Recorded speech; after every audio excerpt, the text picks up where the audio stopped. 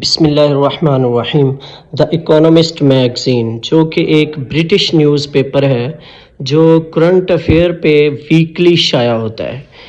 یہ news paper the اکونومسٹ magazine جو famous ہے وہ اس چیز سے زیادہ مشہور ہے دنیا میں کہ یہ فیوچر کے بارے میں پیشن گوئیاں کرتا ہے، کہ جبکہ یہ سب کچھ ان کی پہلے سے پلاننگ ہوتی ہے۔ گندم کے خوشوں پہ انہوں نے جو ہے نا وہ انسانوں کی کھوپڑیاں بنائی ہوئی ہیں کہ گندم کے خوشے، اور لکھا ہوا ہے دا کمنگ فوڈ کیٹاسٹروفی، کہ آنے والا جو ہے نا خوراک کا بحران ہے، خوراک کی وجہ سے اس طرح سے لوگ خوراک کی وجہ سے مریں گے۔ یہ ہے ان کی چلاکیاں اور مکاریاں۔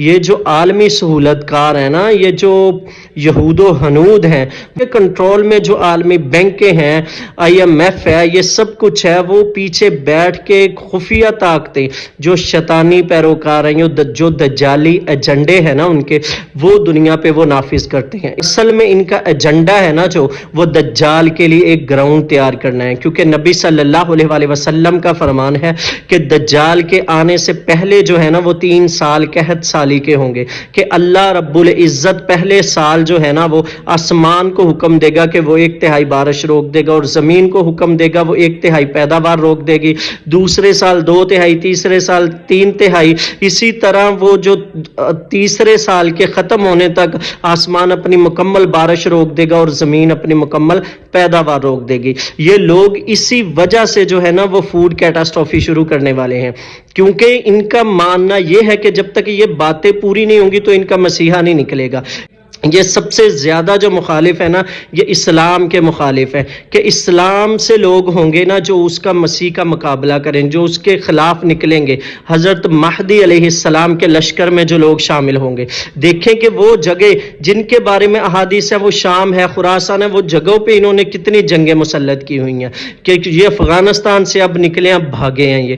لیکن یہ ان کا جو ایجنڈا ہے نا، کہ وہ نبی صلی اللہ علیہ وسلم کے ہم اگر فرامین جانیں گے تو ہمیں ہر چیز واضح طور پر نظر آ جاتی ہے، ہمیں ہر چیز واضح طور پر سمجھ آ جاتی ہے کہ نبی صلی اللہ علیہ وسلم نے فرمایا ہے کہ دجال کے آنے سے پہلے چند سال دھوکے اور فریب کے ہوں گے۔ یہ دجال کا لفظ ہی دجل ہے، دھوکا اور فریب۔ آپ دیکھیں کہ یہ دھوکا اور فریب، یہ سب سے بڑا دھوکا اور فریب کا پروپیگنڈا کرنے والا، ان کی ساری باتوں کو لوگوں کے دلوں میں ڈالنے والا آج کا میڈیا ہے۔ یہ میڈیا کے ساتھ مل کے، کیونکہ دنیا کا 95% جو میڈیا ہے نا وہ یہودیوں کی ملکیت ہے، باقی جو 5% میڈیا ان کی ملکیت میں نہیں ہے وہ بھی انہی کے کنٹرول میں ہے۔ اس طرح سے انہوں نے سارے جو ہے نا الیکٹرانک میڈیا، سوشل میڈیا، سب کچھ انہی کے کنٹرول میں۔ یہ جو چاہتے ہیں چیز وائرل کرتے ہیں، جو چاہتے ہیں چیز لوگوں کو دکھاتے ہیں، جس کا چاہتے ہیں اکاؤنٹ بین کر دیتے ہیں۔ انہوں نے ہمیں بتا دیا ہے کہ دجال کے آنے سے پہلے جو ہوں گے نا وہ قحط سالی شروع ہو جائے گی، لوگ بھوک پیاس سے مر رہے ہوں گے۔ اسی لیے یہ لوگوں کو، ملکوں کی معیشت کو کنٹرول کرتے ہیں تاکہ یہ لوگوں کو بھوک پیاس میں جو ہے نا وہ مار سکیں۔ یہ چند اشرافیہ کے ہاتھوں میں ساری دولت دے کر باقی لوگوں کی دولت تک، مال تک، کھانے پینے کی چیزوں تک رسائی جو ہے نا وہ ختم کرنا چاہتے ہیں، کیونکہ یہ وہ دجال کے لیے گراؤنڈ تیار کرنا چاہتے ہیں۔ کیونکہ جب لوگ بھوک سے پیاس سے مر رہے ہوں گے تبھی دجال آئے گا نا، تو وہ لوگوں کو خوراک دے گا، وہ لوگوں کو پانی دے گا، جیسے کہ نبی صلی اللہ علیہ وسلم کا فرمان ہے کہ اس کے ایک ہاتھ میں جنت ہوگی، ایک ہاتھ میں دوزخ ہوگی۔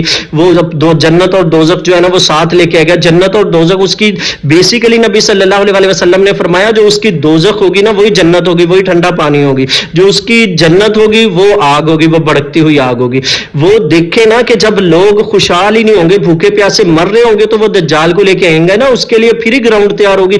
اگر لوگ خوشحال ہوں گے، سب کچھ کھاتے پیتے ہوں گے، انہیں کسی کی کوئی پرواہ ہی نہیں ہوگی، کسی کو کوئی فکر ہی نہیں ہوگی، تو پھر کون ہے جو دجال کو اپنا نعوذ باللہ رب مانے گا، جو آ کے دعویٰ کرے گا کہ میں تمہارا رب ہوں، میں تمہیں خوراک دیتا ہوں، یہاں تک کہ وہ مردہ لوگوں کو بھی زندہ کرے گا، کیونکہ اس کے ساتھ شیاطین ہوں گے، وہ اس کی شکل میں آ جائیں گے۔ اور پھر یہ دیکھیں کہ وہ دجال بارش برسائے گا، وہ آسمان کو حکم دے گا بارش ہوگی۔ وہ کس طرح سے یہ سب کچھ ہوگا؟ یہ اسی طرح سے ہوگا جیسے یہ ہارپ ٹیکنالوجی سے موسم کو کنٹرول کرتے ہیں، کیونکہ یہ دجال اپنے پورے سسٹم کے ساتھ ہوگا۔ نعوذ باللہ وہ کوئی نبی یا پیغمبر تو نہیں ہوگا جو معجزہ دکھائے گا، کہ جس کے پاس معجزے ہوں گے، نہیں، وہ ایسے اسی سسٹم کے ساتھ آئے گا، وہ یہ سارا سسٹم اسی کو سپورٹ کر کر رہا ہے, یہ سارا سسٹم ہمیں آہستہ آہستہ اسی کی طرف لے کے جا رہا ہے. یہ جو نظام ہے یہ سارا نظام اسی کی طرف لے کے جانے والا ہے. یہ سرمایہ دارانہ نظام, یہ ہمارا media, electronic media, print media, یہ فلمیں, ڈرامے, یہ کمرشل, یہ سب کچھ اسی کا سسٹم ہے. یہ ہمیں آہستہ آہستہ سلولی اسی کی طرف دھکیل رہے ہیں کہ اس کے لیے ایک گراؤنڈ تیار ہو جائے, پھر وہ ان کا مسیح نکلے, پھر ان کی وہ جو ہے نا سلطنت قائم ہوئی تھی حضرت سلیمان کے دور میں, کہ ساری دنیا پہ جو گریٹر اسرائیل کا ان کا منصوبہ ہے نا وہ پھر ہی کامیاب ہوگا, کہ دنیا کی آبادی کو کسی نہ کسی طرح جو یا تو کم کرنا ہے یا پوری دنیا کو اس طرح سے کنٹرول کرنا ہے کہ وہ انہی کے ہتھ کنڈے بن کے رہ جائیں. جس کا چاہیں یہ خوراک بند کر دیں, جس کا چاہیں یہ معیشت تنگ کر دیں, جس کی چاہیں یہ کچھ بھی کر دیں.